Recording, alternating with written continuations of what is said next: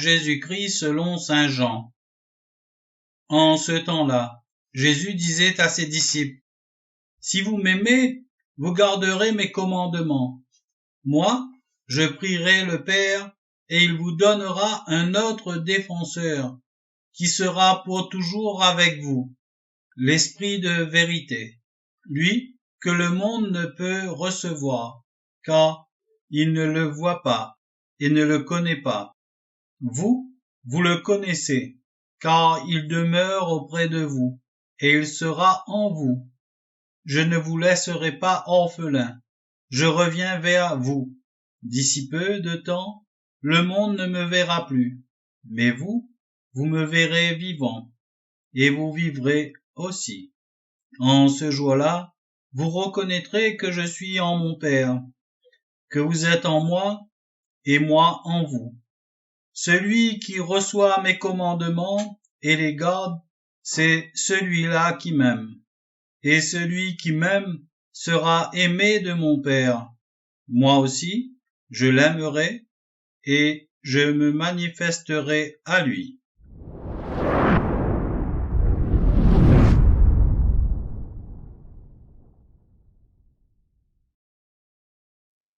Le Livre du ciel, tome 17, le 17 mai 1925. Ma fille, tu dois ajouter une autre chose sur la fusion dans ma volonté. Il s'agit de se fusionner dans l'ordre de la grâce dans tout ce qu'a fait et fera le sanctificateur, le Saint-Esprit, pour ceux qui doivent être sanctifiés. Nous, les trois personnes divines, nous sommes toujours unis dans notre action. La création est attribuée au Père, la rédemption au Fils, et la réalisation du « que ta volonté soit faite » au Saint-Esprit.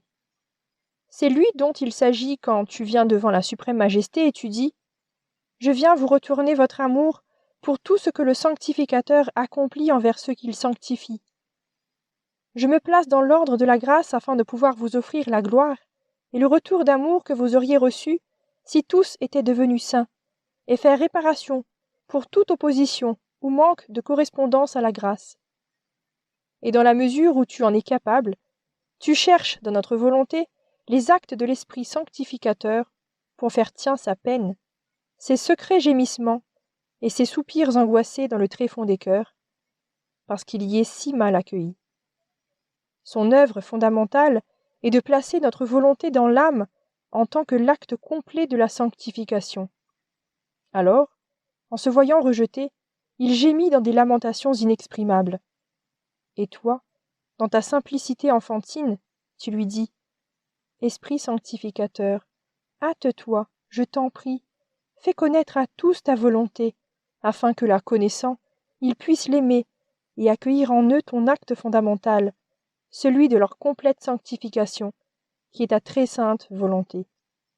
Ma fille, les trois personnes divines sont à la fois inséparables et distinctes. C'est ainsi qu'elles veulent manifester leurs œuvres aux générations humaines.